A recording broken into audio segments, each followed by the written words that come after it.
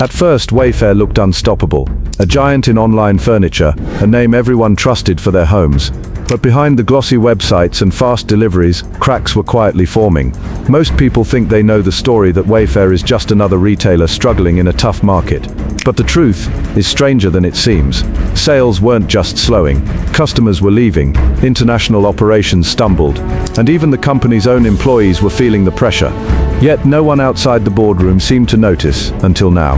So what really caused Wayfair's sudden troubles? Was it bad management, changing markets, or something no one saw coming? Stay cool, because the answers aren't what most people expect, and they could change how we think about online shopping forever. Wayfair started as an idea: make buying furniture online easier, faster, and more convenient than ever before. In the early days, it was just a small e-commerce site, but it grew quickly, fueled by people's love for home decor and the rise of online shopping. By the 2010s, Wayfair became a household name. Customers loved the variety of thousands of products, all from one website. No more hopping from store to store, no more cramped showrooms, and the company's stock soared, making it a darling of investors. During the pandemic, Wayfair seemed untouchable. People were stuck at home, decorating, improving, or furnishing their spaces. Online orders skyrocketed, revenue jumped. It looked like the perfect storm, a company in the right place at the right time. But beneath the surface, challenges were quietly mounting. To keep up with demand, Wayfair expanded aggressively. It invested in logistics, technology, and warehouses. Yet the company's rapid growth came with hidden costs. Margins were thin, operations were complex, and the market was becoming crowded with competitors. Most people assumed that a booming brand like Wayfair could never stumble. But growth alone wasn't enough. And as the cracks slowly appeared, the first signs of trouble were already taking shape. Even the fastest growing companies have weak spots, and Wayfair was no exception. On the surface, orders kept coming in, but the problems were quietly piling up. Customers started noticing delays. Items arrived late, sometimes damaged, or not as advertised. Return processes became complicated. Social media and Reddit began filling with complaints.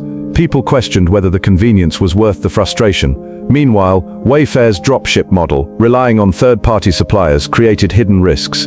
The company didn't fully control inventory or shipping. That meant delays were unpredictable, and quality varied. Each late delivery chipped away at trust.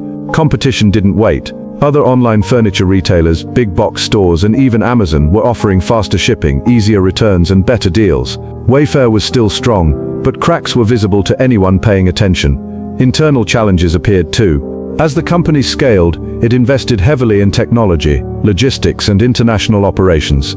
The cost of growth was high. Employees began to feel pressure, and efficiency slipped in some areas. Most people assumed Wayfair's brand and pandemic boom could carry it through. But these early cracks were a warning, one that few saw coming, yet would play a major role in shaping the company's sudden downfall. By the time the cracks became visible, Wayfair faced a crossroads. Growth wasn't enough to hide inefficiencies anymore, and the company had to make bold, sometimes painful moves. The first sign of change came with layoffs. In 2025, Wayfair announced it was cutting hundreds of jobs in Europe, including 730 positions in Germany. This wasn't just a cost-cutting measure, it was a signal. The company was retrenching, scaling back operations where growth wasn't sustainable. At the same time, Wayfair restructured its technology teams. About 340 tech jobs were eliminated, as the company invested heavily in automation and cloud infrastructure. The idea was clear: streamline operations, reduce overhead, and make the business more efficient. But these moves also sent a message to investors and employees. Growth was no longer the only priority. Survival and profitability were now central. International expansion, once a strength, became a risk. Exiting Germany highlighted the challenges of scaling globally. Each country has its own rules, taxes, and logistical hurdles. Wayfair had learned that even a successful model at home could fail overseas if the infrastructure and demand didn't match expectations. Financial pressure was mounting too. Investors wanted profits, and Wall Street wasn't forgiving. Every decision, every move was scrutinized. Some analysts warned that Wayfair's margins were razor-thin, and any misstep in operations or shipping could cost the company dearly. But there was more than just numbers at stake. Wayfair's reputation was now fragile. Complaints on social media and forums were growing louder.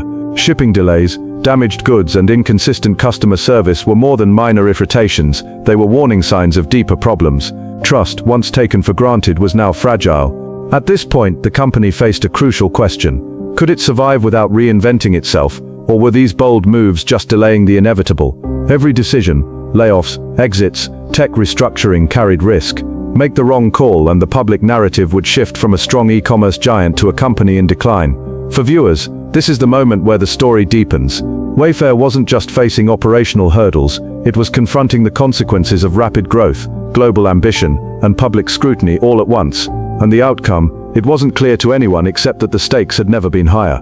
Numbers don't lie, and for Wayfair, the numbers told a complicated story. On the surface, the company was still making sales, but dig deeper, and the picture was far from perfect. In Q1 2025, Wayfair reported flat revenue compared to the previous year. Growth had slowed, and the number of active customers had dropped to around 21 million. For a company that once seemed unstoppable, this was a clear warning sign. Investors began asking tough questions. Could the company sustain its size without major changes? Yet, by Q2, there was a glimmer of hope. Wayfair posted a $15 million profit, showing that operational efficiency and cost-cutting measures were starting to work. It wasn't a massive number, but it was proof that the company could survive if it played its cards carefully. Q3 2025 brought more optimism. Adjusted EBITDA grew by 70% year-over-year, and the margin climbed to 6.7%, the highest since before the pandemic. Orders were increasing, and for the first time in years, Wall Street started noticing improvements in the underlying business model. But these numbers didn't erase risk. The financial reality was that Wayfair still carried debt, operated on thin margins, and depended heavily on the loyalty of its customers.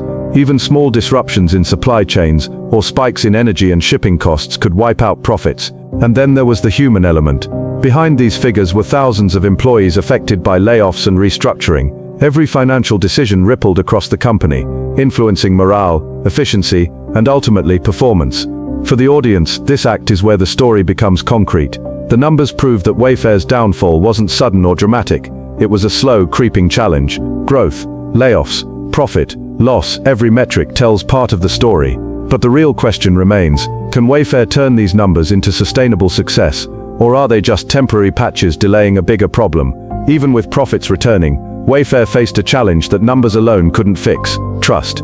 Customers were talking, and not in a good way. Complaints on social media and Reddit painted a picture of frustration. Damaged items, missing orders, confusing returns, and inconsistent service. People weren't just annoyed, some were questioning whether Wayfair could be relied on for their home purchases. The dropship model added to the problem. Wayfair didn't control all its inventory, so shipping delays and product quality issues were often out of its hands.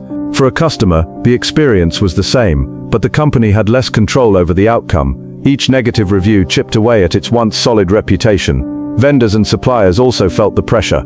Some reported inconsistent orders, late payments, and complicated contracts. Wayfair's aggressive growth and tech-driven restructuring meant that relationships with partners were being tested. A company can survive slow revenue, but if the people it depends on stop trusting it, the foundation shakes.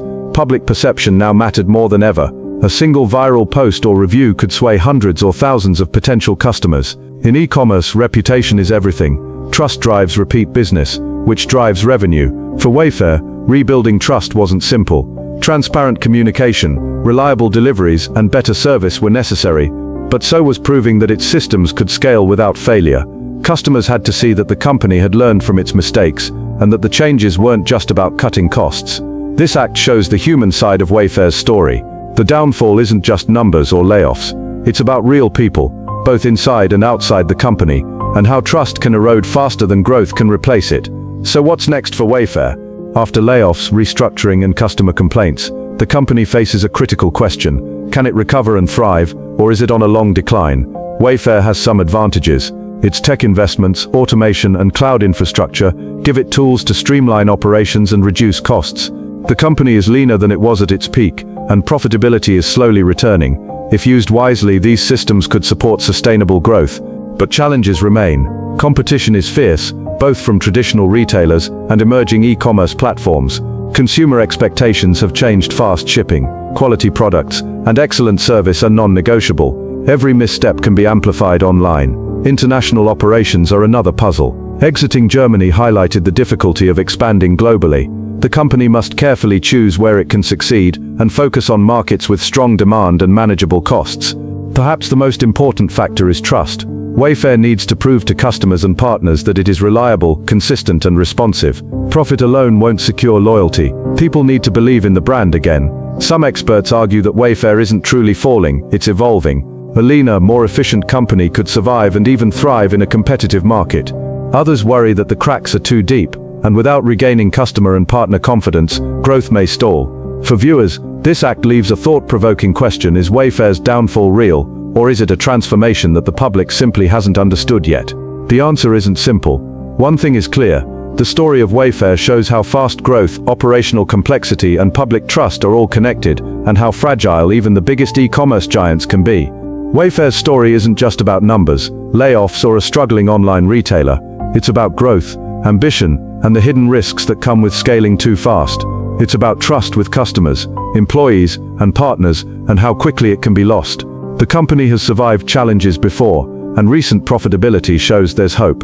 Yet the truth no one saw coming reminds us that even giants aren't invincible. A single misstep in operations, reputation, or strategy can shift the narrative overnight. So the next time you browse online for furniture, think about what happens behind the website. The convenience you enjoy depends on a complex network of decisions, technology, and people. And for Wayfair, every choice counts more than ever.